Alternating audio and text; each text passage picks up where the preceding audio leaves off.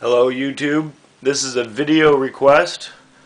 I had a couple comments and a bunch of new subscribers, so I went ahead and shot this little video for you guys. I'm going to do it in two parts though. I tried to do it just in one and it was too long, so bear with it.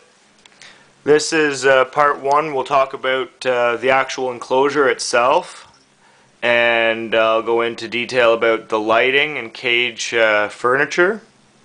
And the second part will basically be dietary and my feeding methods. So let's start off with the tank. We have a 35-gallon long style Hagen all glass aquarium, secure Exoterra metal screen lid. Now obviously, a reptile from a hot, sunny environment is going to require plenty of environmental heat in its enclosure. In nature, reptiles move between hot, sunny, and cooler shaded areas to regulate their body temperature. This is what we call thermal regulation. A bearded dragon's enclosure should provide them with the ability to act out this thermal regulatory behavior by having a hot end and a cool end. So, you wonder now, what's the best way to go about providing that? Basically, you need to provide some sort of heat source. We have a small Exoterra casing with a 75-watt daylight basking spot lamp in there that sits above the hammock, and the under tank heater, which is below. You can see the cord, the nub, the rubber stopper to keep the tank raised up at that end just so it doesn't crush the heater. That is again from Exoterra. Lighting is still essential. We want to have light at both ends of the tank, the cool end and the hot end. So we have the secondary heat source with the heat light. We have the first UVB 2.0 desert terranium light, which is this one, or sorry, 10.0, and then we have the 2.0. That's the full spectrum, and this end has, you see the sand kind of mulches out to the bark a little bit, and we got the water dish and the plants that'll keep it cooler on this end. The tank temperatures are monitored easily by my Exoterra digital thermometers, which fit nicely on my Exoterra compact top. Two light casings, or two light outlets, sorry. So you see the two bulbs that I've placed. Those are the UVB bulbs, which everyone knows are very important to provide bone growth and development, will help with natural natural behavior. It's ideal for desert dwelling. Provides the necessary UVB rays for optimal calcium metabolism, and they recommend to use, one of these in combination with something else. So when you do that, make sure that you have the right wattage, and you don't want to be mixing up a desert lizard with savanna or jungle or even rainforest lizards, because there is lights you can get just like these two, but they'll be in a green package, and they will be for rainforest, so you want to make sure you get the right ones. Exoterra again is the brand I've chose. There is other brands out there. It doesn't have to be Exoterra. Just make sure that it's a full spectrum UVB bulb. That's the most important thing. So we'll get back to the warm end of the tank. We got the cave. That's just more or less to get out of the shade, I guess, and get out of the direct light. We got the branch that's used for basking.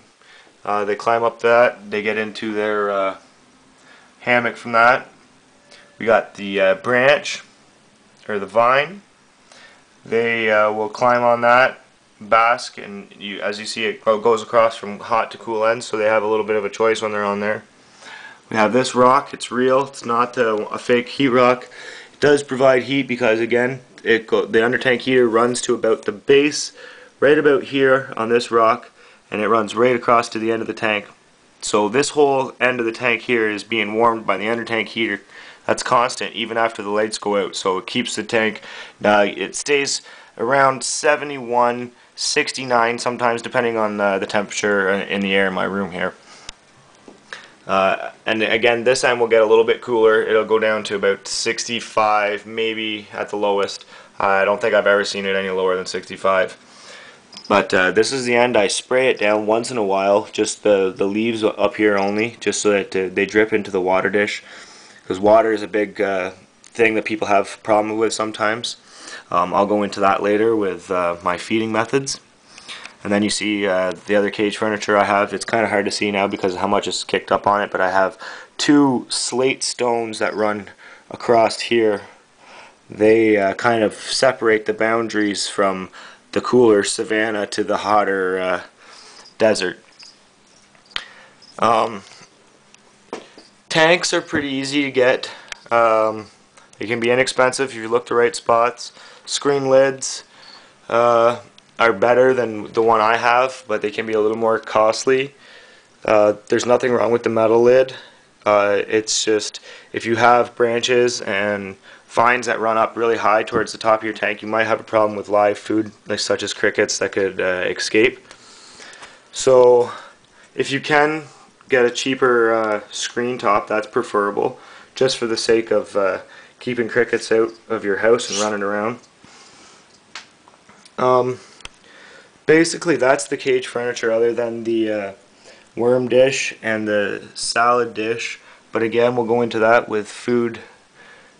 As you see, they're both kind of wondering what it is that I'm doing, so we'll take a look at my Exo Terravine and run it up. You see, all I've done with this is I have twist ties that I've wrapped around inside the vine and around the outside of the cage, and I've done that on both ends just to hold it in place. It's lasted for quite a while. Bought it about 3 or 4 months ago when they were just little babies.